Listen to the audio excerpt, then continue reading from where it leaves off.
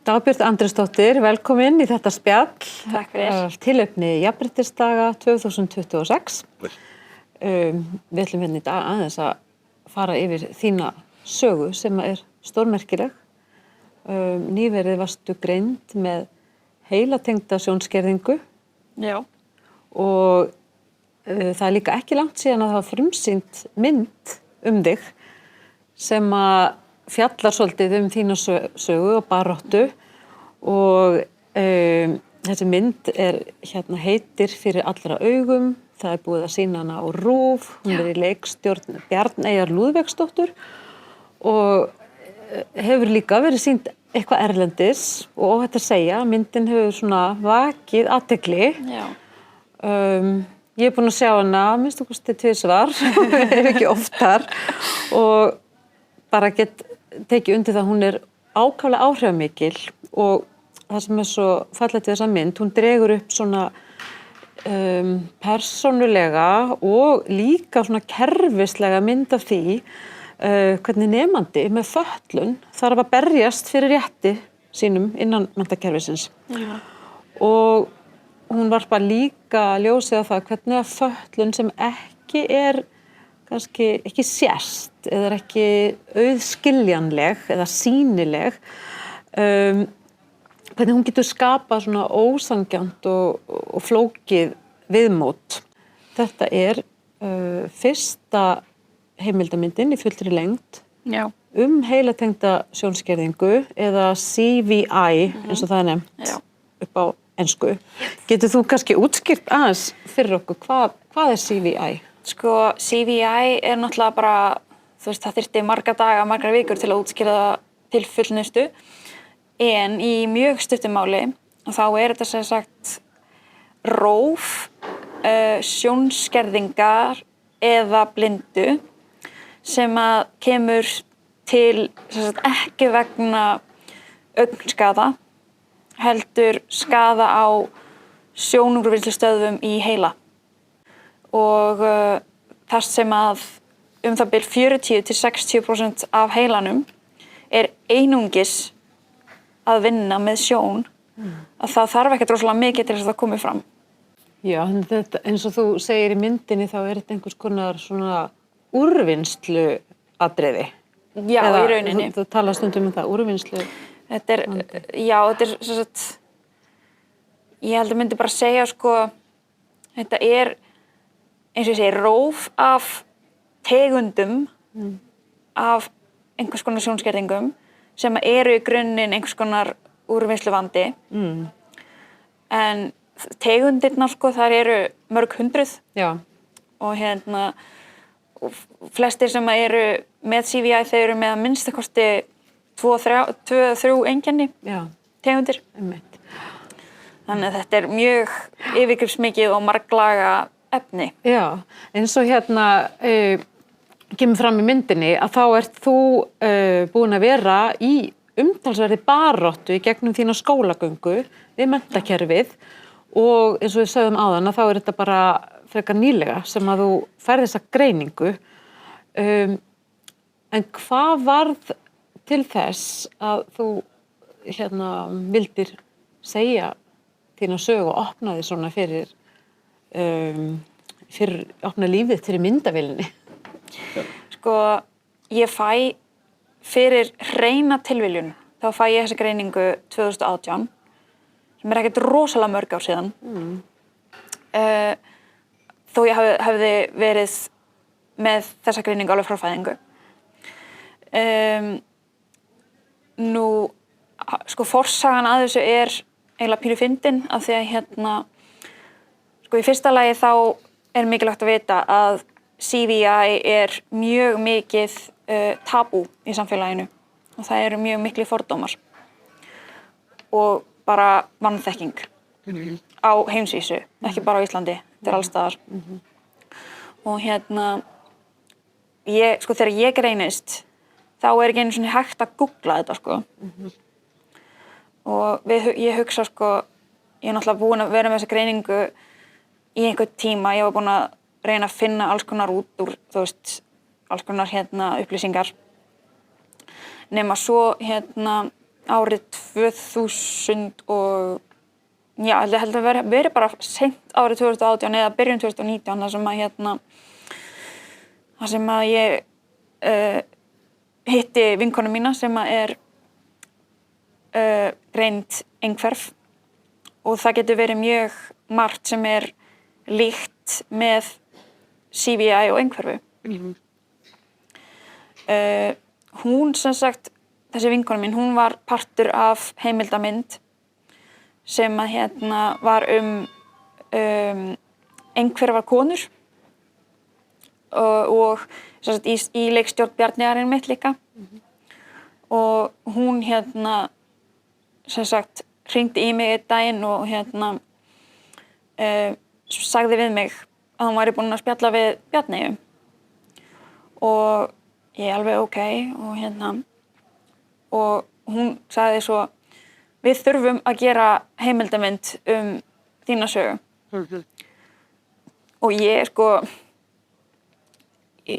ég þú veist þetta var rosa skrítið fyrst, bara býtu á að geta að spyrja mann. En ég mjög þakklátt fyrir að hún gerði þetta núna. Af því að þarna sem sagt sko ég fór að hugsa, fyrst var þetta bara já nei, ég ekki að fara að opna á alla þessa sögu fyrir hvert sem að horfa á, fyrir hvert sem að vita Af því þetta í rauninni miklu stærri saga heldur en bara það að greinast með þessa föllun. En svo hugsa ég, eftir því að ég læri meira hversu ofboðslegt tabú þessi sjónskerðing og bara málefnið, að það þarf að breyta því.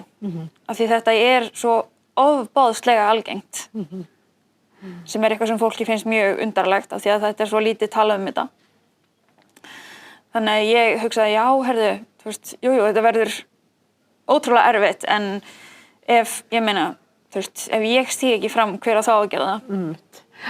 Þú ert söngkona og það kemur fram í myndinni og mér fannst þetta einmitt útskýra mjög margt fyrir mér að horfa á myndina hvernig þessi heilahnýta sjónskerðing virkar. Og meðal annars það sem þú ert svolítið að díla við einmitt í þessari mynd og kemur fram í myndinni að þá ert að læra söng og það sem svona hindra framgang þinn í náminu að það nótnalestur. Það að þú getur ekki lesið nótur á svona hefðbundinn hátt. Já. Það að stoppa þig af í þínu framgangi. Söngurinn gengur vel, þú getur lært tónlistin þina, þú ert með þínar aðferðir en það að sjá nóturnar allar á sama tíma eða í samhengi að það eitthvað sem virkar ekki fyrir þig. Getur aðeins útskýrt þetta atriði Já, hvernig þetta virkar með? Sko, það sem annað sem mikilvægt að vita að hver og einn sem með heilatendu sjónskerðingu algjörlega einstakur. Þannig að ég tala aðeins út frá sjálfur mér. En þarna komst ég einmitt inn á eitt einkennið sem að heitir því langa flókna orðið simultanagnosia. En þetta þýðir bara einfaldlega það að geta ekki séð nema 1 til 2 hluti í einu á sama tíma. Og þetta samkvæmt því sem ég hef heyrt, að þá þetta ástæðan fyrir því að ég get ekki lesið nótur. Af því að þá ég kannski að horfa bara á hluta af nótu eða hluta úr takti sem vantar allt samhengið í. Einmitt. Og þetta eiginlega svo ótrúlegt þegar maður áttar sig á þessu og hugsar bara, já býtu og svo eru allir í kring og einhvern veginn skólakennari segja og reyndu bara, taktu bara meira í tíma eða reyndu bara meira eða betur, þetta kemur. En þetta bara eins og þetta segja við mig, þú veist, sjáðu með hnakkanum, þú veist, reyndu bara meira og betur, þetta kemur en það mun ekki gera það. Og fyrir utan það náttúrulega alveg til aðrar aðferðir við að læra heldur en akkurat þessi hefðbundna. Já. Þannig að þetta algjörlega, ég verð að segja fyrir mig, mér finnst algjörlega magnað að sjá þetta og það lýsir einhvern veginn, ég held að segja þetta yfirferða á margt annað. Það óbyggilega hægt að gera það. Varandi svona sértækar námsþarfir. Já. Þannig að þetta mér finnst eins og þetta sé svona mynd sem að allir kennarar, allir sem að eru í menntakerfinu þurfa bara að sjá til að þetta eflir svo svona skilningin. En það var eitt í myndinni að þá hitturu þennan breska sérfræðing, Gordon Dutton, og hann í rauninni er sá sem greinir þig með CVI ef ég skil rétt. Já, sko, í rauninni. Þannig er að, sem sagt, þegar mamma mín kemst að þessu fyrir hreina tilviljun, að þá, sem sagt, förum við til augnlæknisins míns sem segir, já, ég vissi þetta. Ég er alltaf búin að vita þetta, allan tíman. Og við spyrjum hann, veitu, af hverju ertu þá ekki búin að segja neitt? Og hann segir, ég vildi ekki vera að stressa ykkur. Já. Þannig að þetta endaði þannig að sko, mamma þurfti bókstaflega bara að í rauninni láta hann gera tilvísun á mig upp á sjónstöð. Og þar sem ég fæ sem sagt greiningu, upphaflega. Já. En af því að ég, hvað á ég að segja, það var búið að lýsa þessu fyrir mér, ég trúði þessu ekki. Ekki 100%. Þannig að ég hugsaði, þú veist, hver getur sagt, og líka bara, þú veist, ég fekk, þú ert með þetta. Hvað svo? Hvað átti ég að gera? Ég meina, þannig þá fyrir einhverja algjöra tilviljun aftur, þá kemst ég í samband við hann Gordon, sem er alheims svona sérfræðingurinn í þessu. Þetta er svona fyrsta, eða svona stærsta nafnið sem að er í þessum bransa. Og hann, já, bara, hvað ég segja, breytir svolítið lífið mínu. Og ég, við förum eitthvað að tala saman og við segjum hann að við séum að gera þessa mynd. Og hann segir, heyrðu, komdu bara, ég skal bara tjekka hvað þú stendur. Og sem endaði með því að við fórum með til Skotlands. Við hittum á þar. Já, það er alveg ótrúlega magnað að sjá í myndinni einmitt þessa fundi þína og ykkar beggja, og það sem að mér fannst ég skynja svo sterkt þá að þú ert einhvern veginn í gegnum allt skólakerfið og bara þitt líf búin að fá að heyra að það sé eitthvað óeðlilegt við þig. Og jafnvel, þú segir það sjálf að þú sért heimsk og þú veist, þetta eru alveg hræðilegi hlutir einhvern veginn að vaksa upp með þessa tilfinningu, eins og þú ert bara að segja núna að þú trúðir þess ekki sjálf, þú færði einhver skýringu en þú samt einhvern veginn trúir en þetta geti bara ekki alveg verið. Af því að ég var búin að heyra annað allan tíman. Já. Og ég einhvern veginn bara, þú veist, náttúrulega, ég þekki ekkert annað en að sjá eins og ég geri. Já.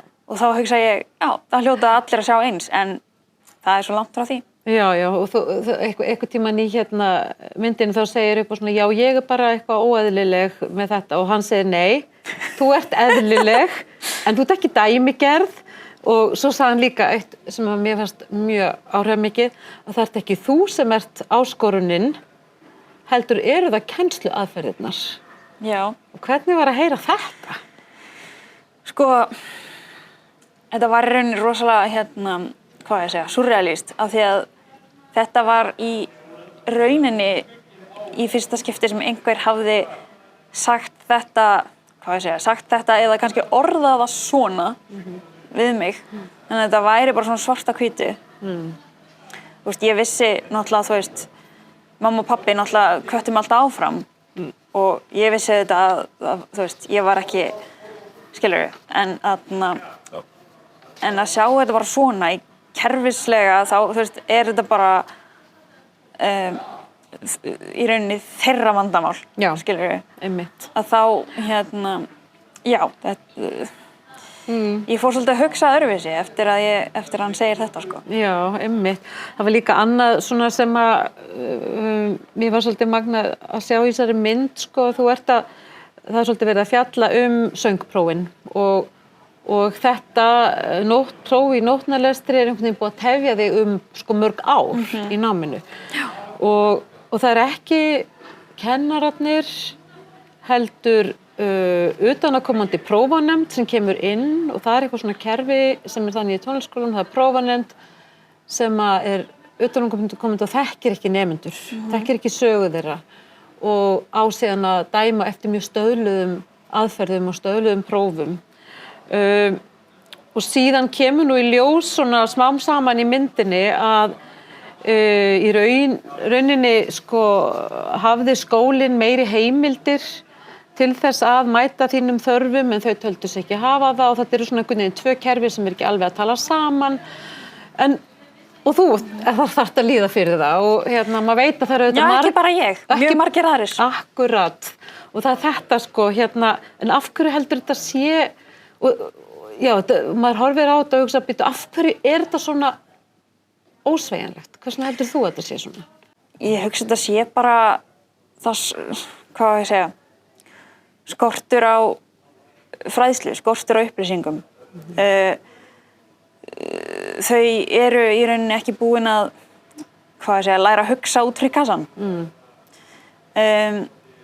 Þegar við erum í tölum grunnskóla og framhaldsskóla og háskóla þá erum við alltaf að sjá þessi þarf lengri próftíma, þessi þarf svona uppbyggverkefni, þessi er betra fyrir þennan að læra svona.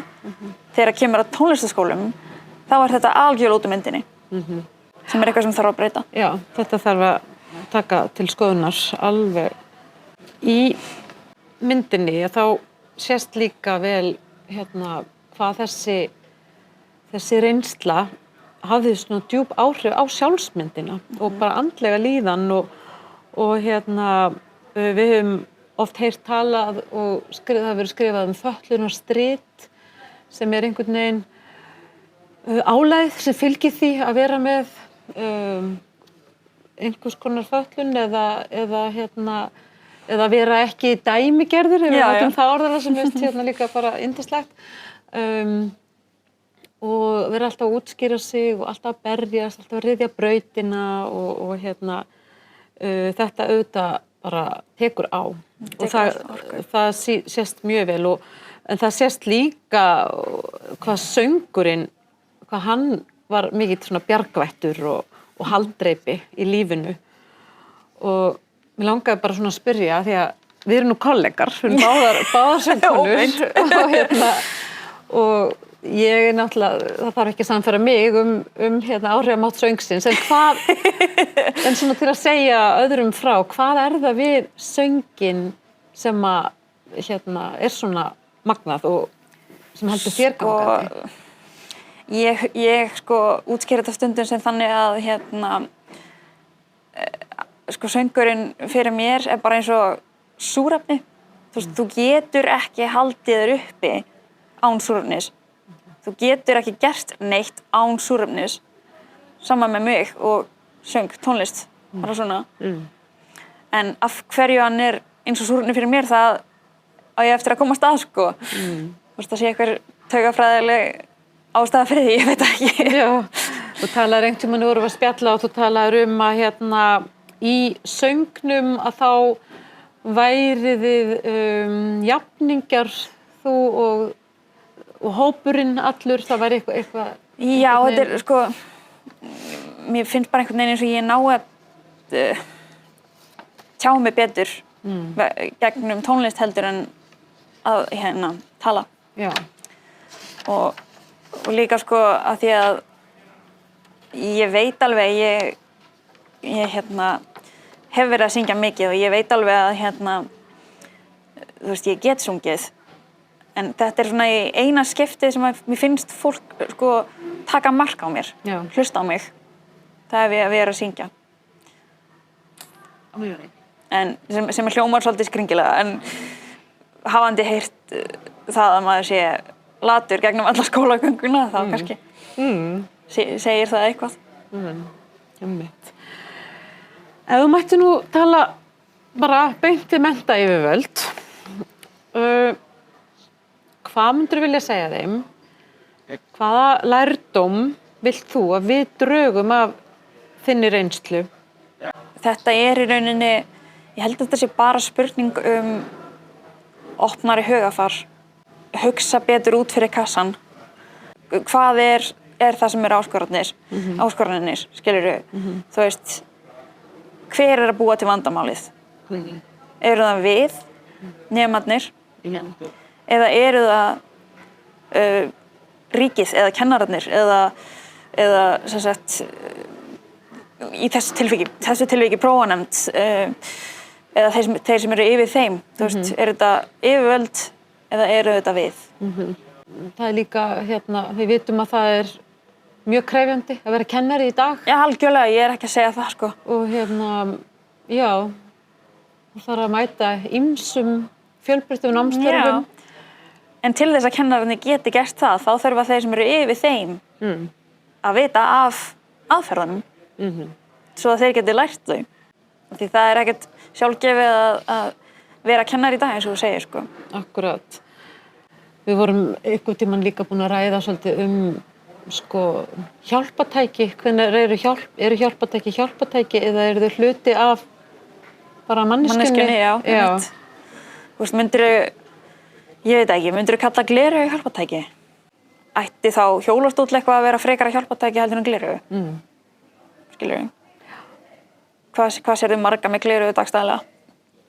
Versus, hvað sérðu marga með eitthvað annað hjálpatæki dagstæðlega? Já. Mér finnst líka eitt annað með sko listnám og aðgengi. Við áttum spjall líka á málþingi aðgengi að listnámi. Já. Og þar talaður svolítið þennan mannauð sem að bara, þú veist, hvaða áhrif hefur það á listasennuna að það er ekki betra aðgengi raun fyrir. Já, ég meina hvaða hæfileikar eru þarna úti sem fá ekki að nota sín eða gera það ekki til fulls. Af hverju er fólk að missa? Af hverju er listafólki að missa versus af hverju eru skólarnir að missa? Já. Og samfélagið. Já, einmitt.